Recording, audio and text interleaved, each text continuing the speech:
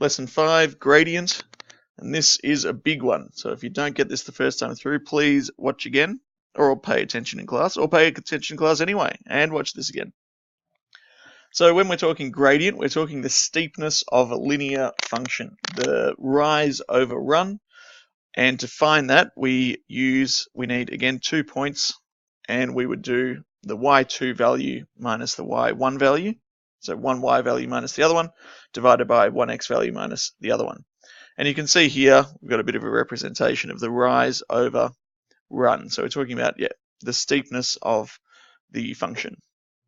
So if we want to have a look at these graphs here, we're looking at the gradient. I like to use the formula even when you've got things like this where we're not told a lot of information.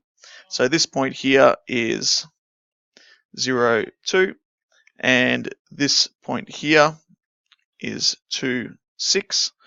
And let's use this formula of y2 minus y1 over x2 minus x1. So y2 value is 6, my y1 value is 2, divided by my x2 value, which is 2, over 0. It doesn't matter which order you use these in, but you must make sure that you've got x1 and y1 and x2 and y2 labeled correctly. So we can't use 6 minus 2 and then 0 minus 2. It would make a mistake for us.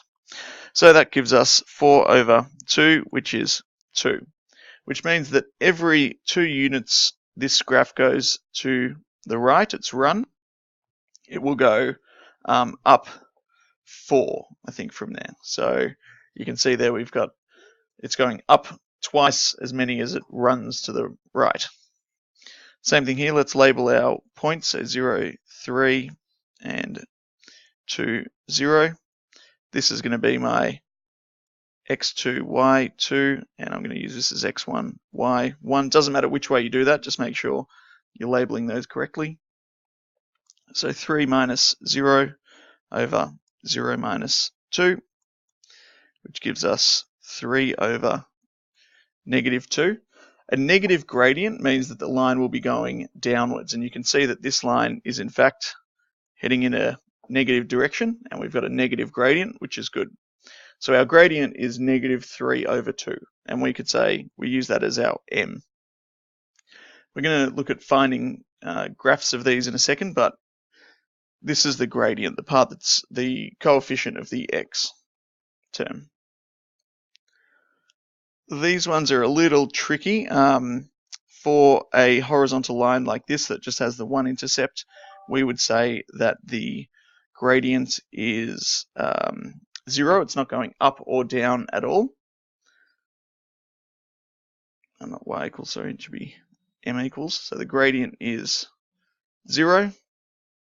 And for this one, we'd say that the gradient is undefined, and that's a bit confusing, but what's happening there is you're dividing by 0, which gives an undefined result. I won't go into the technicals of that just yet, but if you get any of these functions that are just straight up and down, you'd say that the gradient is undefined. Whereas if you've got a horizontal line, you could say the gradient equals 0. So let's do a bit more practice of that, finding it with these formulas. So let's call this x1, y1, and x2, y2. So we're going to do 6 minus 4 over 5 minus 3, which is 2 over 2, which just equals 1. So we can say the gradient is 1. That's all we want to find here, is just the gradient. Same thing, we can call this x1, y1, and x2, y2.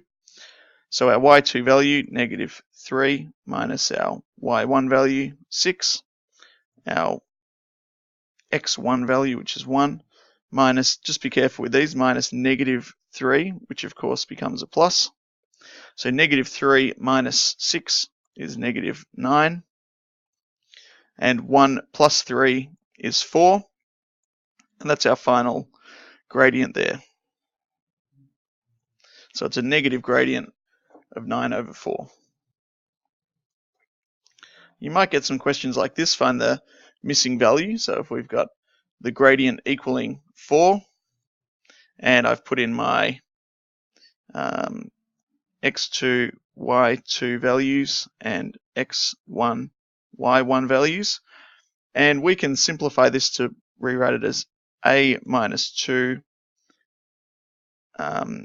divided by 1 doesn't do anything, so it's just a minus 2 equals 4. We can add 2 to both sides of the equation, and that means a equals 6. So our missing y value for the coordinate was 6. That's a little bit of a tricky problem, but really important step here is to just find the gradient, just using that y2 minus y1 over x2 minus x1. Or if you look at a graph and see that straight away that the gradient is, in this case, 2, in that it's going up 2 units for every 1 unit it moves to the right, then you can state that very quickly. But if you're ever stuck, find the 2 coordinates and use your rows over run formula.